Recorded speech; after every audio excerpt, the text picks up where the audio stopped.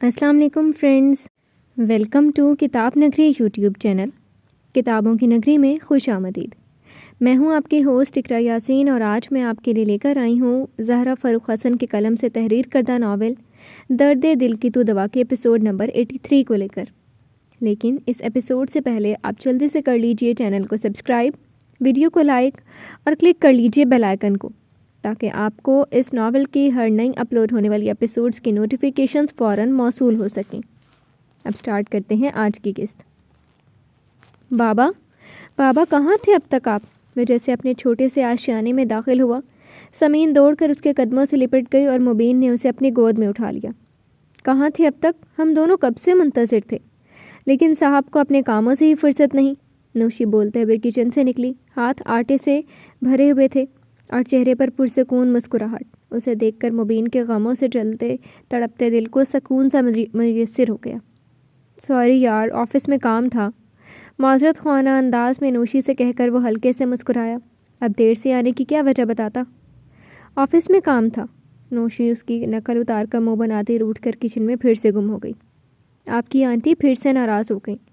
مبین نے بے بسی سے سمین کو دیکھا۔ صبح اس نے بہت پیار سے فرمائش کی تھی جلدی گھر آنے کی، اور وہ لیٹ آیا تھا۔ بابا آنٹی کو منانے کے لیے برگر لے کر آتے ہیں۔ مبین کے گلے میں اپنی چھوٹی چھوٹی باہیں ڈال کر اپنی کان سے چمکتی آنکھوں سے اس کی طرف دیکھتے ہوئے سمین نے اپنے مطلب کی بات کہی تو مبین زور سے ہنس دیا۔ دل پر چھائے اداسی کے بادل چھٹ گئے۔ اس کی چھوٹی سی دنیا بس سمین اور نوشی کے دم سے ہی خوشیوں سے بھری تھی، اور وہ اس دنیا میں کوئی تلاطم نہیں چاہتا تھا۔ اس لیے اس نے دل ہی دل میں نوشی کو سمرا کے بارے میں نہ بتانے کا فیصلہ کر لیا۔ پرومس گڑیا، کل ہم ضرور برگر کھانے چلیں گے، مگر آج آنٹی کے ہاتھوں کا ہی کھانا کھاتے ہیں، ورنہ وہ اور ناراض ہو جائیں گی۔ مبین پیار سے اس کے پھولے پھولے گال چوم کر کچن کی طرف بڑھ گیا تاکہ نوشی کو سمین کی مدد سے منا سکے۔ پھر ان تینوں نے کھانا خوشگوار ماحول میں ہی کھایا تھا۔ کھانے کے بعد سمین کو اس کے روم میں سلانے کے بعد وہ اپنے روم میں آ گیا۔ نوشی اس کے صبح آفس جانے والے کپڑوں پر پریس کر رہی تھی۔ ابھی تک انداز روٹھا ہی تھا۔ وہ جانتا تھا سمین کے سامنے تو وہ مان گئی تھی، مگر نوشی اس کے دیر آنے کی وجہ سے اب تک ناراض ہے۔ اس کی وجہ بھی نوشی کا وہی وہمی سا ہو جانا تھا۔ مبین کے معاملے میں وہ کچھ زیادہ ہی حساس ہو چکی تھی۔ شاید اب بھی اس کے بھی کھو جانے کا ڈر نوشی کے دل میں تھا۔ اپنی قسمت سے خائف سی تھی وہ دھیرے دھیرے چلتے ہوئے نوشی کی سائڈ میں آ کر دیوار سے ٹیک لگا کر کھڑا ہو گیا۔ وہ ایسے بن گئی جیسے اس کے علاوہ اب بھی کوئی روم میں موجود نہ ہو۔ لائٹ کلر کے لان کے سوٹ میں ملبوس، بالوں کی لمبی چوٹی اور کانوں میں گولڈ کی بالیاں اور ہاتھوں میں پہنی چوڑیاں، عام سا گھریلو حلیہ اور میک اپ سے پاک چہرہ، مگر اس سادگی میں بھی وہ اتنی حسین لگ رہی تھی کہ مبین یکٹک اسے دیکھنے لگا۔ وہ تھی ہی ایسی کہ ذہن اب تک عشق کی آگ میں جل رہا تھا۔ فائق نے اس کے لیے جوگ لے لیا تھا، اور اپنے دل کی وہ کیا کہیں، وہ تو دن رات بس اس پر قربان تھا۔ کیا ہے، ایسے کیا دیکھ رہے ہو؟ جاؤ سو جاؤ۔ اس کی نگاہوں کی گرمی سے نوشی کا دھیان بھٹکنے لگا۔ آئرن کا سوئچ آف کر کے اس نے بالوں کی لٹ کان کے پیچھے کرتے ہوئے روٹھے روٹھے انداز میں کہہ کر مبین کی نگاہوں کے تسلسل کو توڑنا چاہا۔ سارا، تم میرے ساتھ خوش تو ہو نا؟ مبین بہت سنجیدگی سے اس سے یہ سوال پوچھ رہا تھا۔ نوشی نے اس پر چونک کر مبین کے چہرے کو غور سے دیکھا۔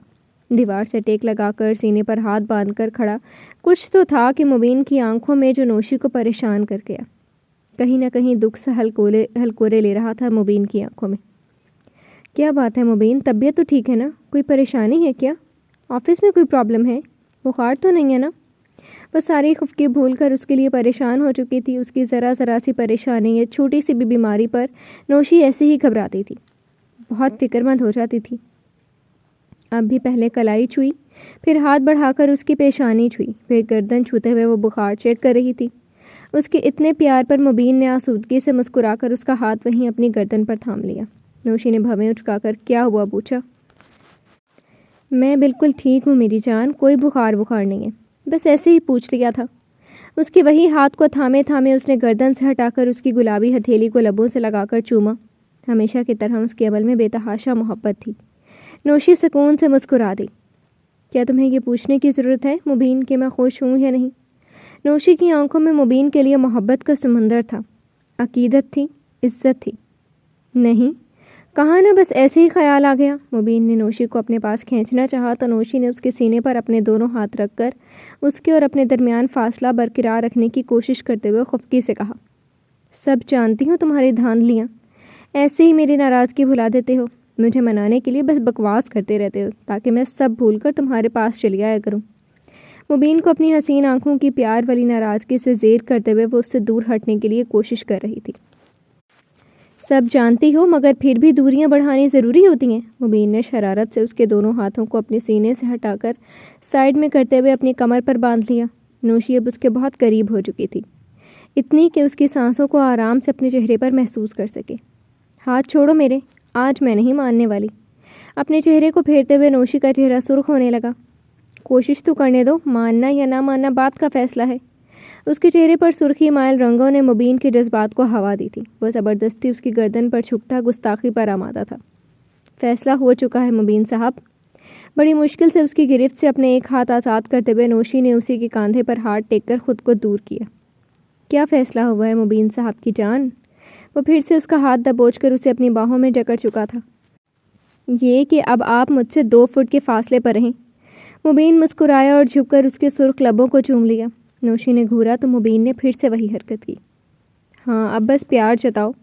کتنے پیار سے فرمائش کی تھی کہ تمہارے لیے شاپنگ کرنی ہے مجھے، مگر نہیں، صاحب کو تو دن رات ہمارے لیے ڈھیروں وقت رہتا ہے مگر اپنے لیے نہیں۔ اس کے پیار جتانے پر نوشی نے مصنوعی خفگی سے اسے گھورا۔ خود کو چھڑانے کی کوششیں بھی دم توڑ گئی تھی۔ اچھا بابا سوری، اتنی آسانی سے تم معاف نہیں کرتی تو ہاتھ پیر جوڑ لیتا ہوں۔ ایک بار فائق نے بتایا تھا تم جلدی مانتی نہیں ہو اگر ناراض ہو جاؤ تو۔ مبین ہنستے ہنستے اچانک سے فائق کا ذکر کر بیٹھا اور نوشی کے چہرے کا رنگ فوراً متغیر ہوا تھا۔ دل کے کونے خدرے میں چھپی محبت نے تڑپ کر دہائی دی۔ ہونٹوں پر مسکراہٹ پھیکی پڑ گئی۔ مبین کو بھی اپنی غلطی کا احساس ہو گیا۔ آج میں تو تمہارے پاؤں پکڑ کر معافی مانگ ہی لوں گا۔ آج ساری رات معافیاں تلافیاں ہوں گی۔ اپنی بات کا اثر زائل کرنے کے لیے اس نے شرارت سے نوشی کو بازوؤں میں اٹھا لیا تو وہ ہنس کر اس کے سینے سے آ لگی۔ مبین اسے بازوؤں میں اٹھائے ہوئے بیڈ کی طرف بڑھ گیا۔ نوشی بار بار گھڑی دیکھتی مبین اور سمین کا بے چینی سے انتظار کر رہی تھی۔ آج سنڈے تھا تو مبین وعدے کے مطابق سمین کو آؤٹنگ پر لے کر گیا تھا۔ اسے بھی ساتھ چلنے کے لیے بہت منایا مگر اس نے پیار سے منع کر دیا۔ وہ گھر سے بہت کم ہی نکلتی تھی۔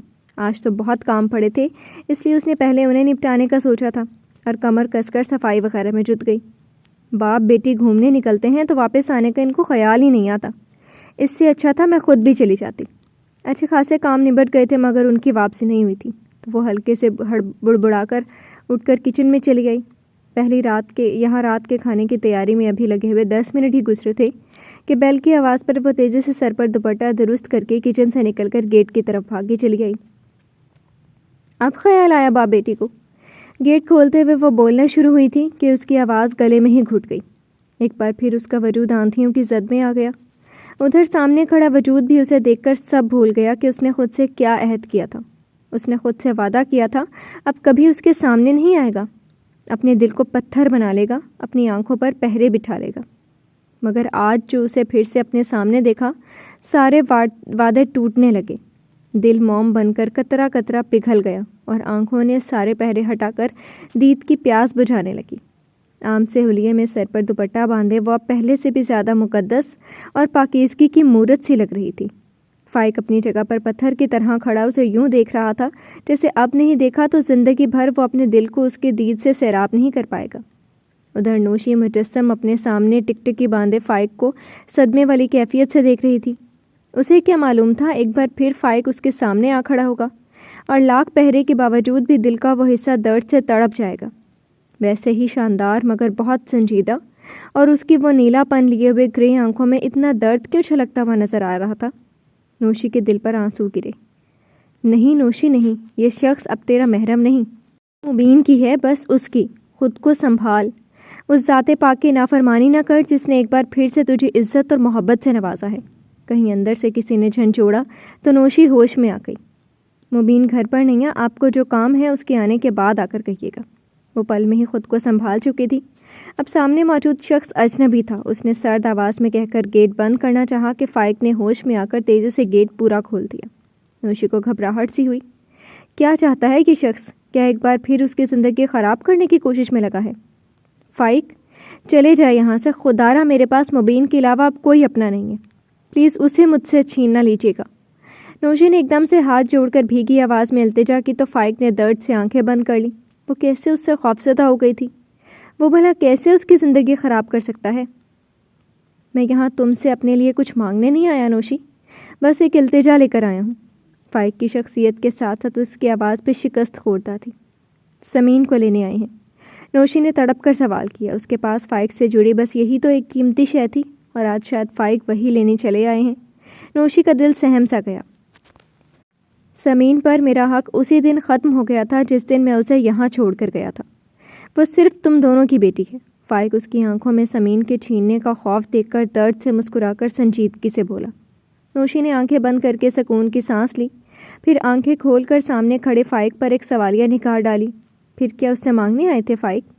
اتنا تو اسے یقین تھا فائق اسے اپنے لیے تو نہیں مانگنے آئے ہیں۔ آج میں تم سے سمرا کے لیے کچھ مانگنے آیا ہوں نوشی۔ نوشی نے بہت چونک کر فائق کے شرمندہ چہرے کو دیکھا۔ سمرا موت سے لڑ رہی ہے نوشی، ایک بار، صرف ایک بار اس سے مل لو۔ وہ مر رہی ہے، تڑپ رہی ہے، اپنے گناہوں کا بوجھ اٹھائے بستر مرگ پر ایڑیاں رگڑ رہی ہے، مگر یہ وہی کیا میں بھی جانتا ہوں، جب تک وہ تم سے معافی نہیں مانگ لے گی اس کی روح نہیں نکلے گی۔ فائق اس کے آگے ہاتھ جوڑ کر کھڑا نم ہوتی آنکھوں سے نوشی کی صدمے میں ڈوبی شکل دیکھ رہا تھا۔ وہ پتھر کی مورت بنی پھٹی پھٹی آنکھوں سے اسے دیکھ رہی تھی۔ فائق دھیرے دھیرے چلتے ہوئے اس کے سامنے آئے اور پھر نوشی کی آنکھوں سے دریا پھوٹ گیا، اپنے قدموں میں گھٹنوں کے بل بیٹھے فائق کو دیکھ کر۔ نوشی تم نے سچ کہا تھا، ایک دن ہم سب معافیاں مانگیں گے مگر ہمیں معافیاں نہیں ملیں گی۔ دیکھو تمہارے قدموں میں بیٹھا ہوں، مگر مجھے یقین ہے کہ اگر تم معاف بھی کر دو تو بھی میرا خدا مجھے کبھی معاف نہیں کرے گا۔ فائق کی آنکھوں سے آنسو ٹوٹ کر فرش پر گر رہے تھے، اور نوشی نے پہلو میں گرے ہاتھوں سے دامن مٹھیوں میں بھینچ کر آنکھیں بند کر لی۔ مجھے اب ساری زندگی انہی عذابوں کے ساتھ جینا ہے، مگر مجھے اب کوئی شکوہ نہیں۔ جو میں نے گناہ کیا ہے نا، اس کی سزا اور بھی زیادہ تھی، لیکن نوشی، فائق نے روتے ہوئے سر اٹھا کر نوشی کا سفید پڑتا چہرہ دیکھا، تم سے بس آخری بار یہ التجا کر رہا ہوں کہ سمرا سے ایک بار ملنے ہاسپٹل آ جاؤ۔ وہ کم سے کم تمہیں دیکھ کر اس تکلیف سے چھٹکارا پا جائے اور اس کی روح نکل جائے، بس اور کچھ نہیں۔ فائق پھر تم سے کبھی اور کچھ نہیں مانگے گا۔ فائق کی بے بسی، اس کی آنکھوں کا کرب، نوشی کی آنکھوں سے آنسو ٹوٹ ٹوٹ کر گالوں پر بہہ رہے تھے، اور دل کہہ رہا تھا کہ وہ دھاڑے مار مار کر رونا شروع کر دے۔ فائق اس کی حالت سے خود پر مشکل سے ضبط کرتے ہوئے اٹھ کھڑا ہوا۔ میں جانتا ہوں اس نے جو تمہارے ساتھ کیا ہے اس کے بدلے میں تم میری التجا ٹھکرا سکتی ہو، مگر پھر بھی میرا دل کہتا ہے کہ تم آؤ گی، کیونکہ نوشی کا دل معصومیت سے بھرا ہے۔ وہ اتنا کہہ کر رکا نہیں تھا، تیزی سے گیٹ سے نکلتا چلا گیا تھا، اور اس کا جانا تھا کہ نوشی کے سارے ضبط ٹوٹ گئے۔ وہ وہیں فرش پر گر کر روتی چلے گئی۔ تقدیر نے ابھی اسے اور کتنا آزمانا ہے یہ اسے بھی نہیں معلوم تھا۔ جی تو فرینڈز، کیسی لگی آپ کو آج کی ایپیسوڈ؟ امید ہے آپ کو بہت پسند آئی ہوگی۔ کمنٹ سیکشن میں اپنی رائے کا اظہار لازمی کیجیے گا۔ پھر حاضر ہوں گے ناول کی نئی قسط کے ساتھ، تب تک کے لیے شکریہ، اللہ حافظ۔